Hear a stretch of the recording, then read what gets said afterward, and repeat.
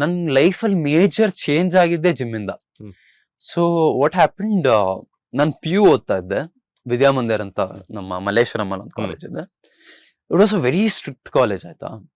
And ನನ್ಗೆ ಯಾವುದೇ ನೀವು ಒಂದು ಸ್ಟ್ರಿಕ್ಟ್ ಎನ್ವೈರನ್ಮೆಂಟ್ ಅಲ್ಲಿ ಹಾಕಿದ್ರೆ ನಂಗೆ ಇರಕ್ಕಾಗಲ್ಲ. ನೀನ್ ಹಿಂಗೆ ಇರಬೇಕು, ಇದೇ ಮಾಡ್ಬೇಕು ಆಗಲ್ಲ. ಸೊ ನಾನು ಅಲ್ಲಿ ಸ್ವಲ್ಪ ರೆಬಲ್ ಆಗಕ್ ಸ್ಟಾರ್ಟ್ ಆದೆ. ಕಾಲೇಜ್ ಬಂಕ್ ಮಾಡೋದು, ಇನ್ನೇನೋ ಮಾಡೋದು,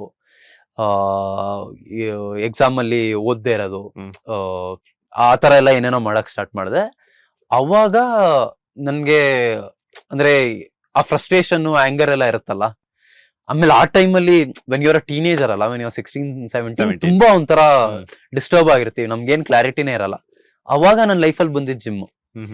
ಅಂಡ್ ಅವಾಗಿಂದ ನಾನು ಕನ್ಸಿಸ್ಟೆಂಟ್ಲಿ ಮಾಡ್ಕೊಂಡ್ ಬಂದಿದ್ದೀನಿ. ಅಂದ್ರೆ 16 ವರ್ಷಕ್ಕೆ ಜಿಮ್ ಶುರು ಮಾಡಿದ್ರಿ? 16 ವರ್ಷ, ಫಸ್ಟ್ ಇಯರ್ PU. ಸೊ ಅವಾಗಿಂದ ನಾನು ಜಿಮ್ ಮಾಡಕ್ ಸ್ಟಾರ್ಟ್ ಮಾಡಿದೆ. ಅಂಡ್ ನಾನು ಜಿಮ್ ಮಾಡಕ್ ಸ್ಟಾರ್ಟ್ ಆದಾಗ ಅವಾಗ ಕಾಲೇಜಲ್ಲಿ ರ್ಯಾಂಪ್ ಮಾಡಿದೆ, ಫ್ಯಾಷನ್ ಶೋ.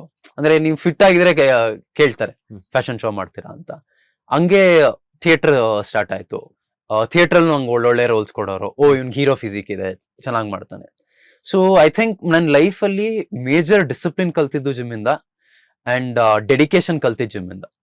ಅಕಸ್ಮಾತ್ ಜಿಮ್ ಇರ್ಲಿಲ್ಲ ಅಂದ್ರೆ, ಆ ಮೇಜರ್ ಡೆಡಿಕೇಶನ್ ಮತ್ತೆ ಡಿಸಿಪ್ಲಿನ್ ಇರ್ಲಿಲ್ಲ ಅಂದ್ರೆ ಸ್ನೇಹಿತ ವುಡಂಟ್ ಬಿ ಹಿಯರ್.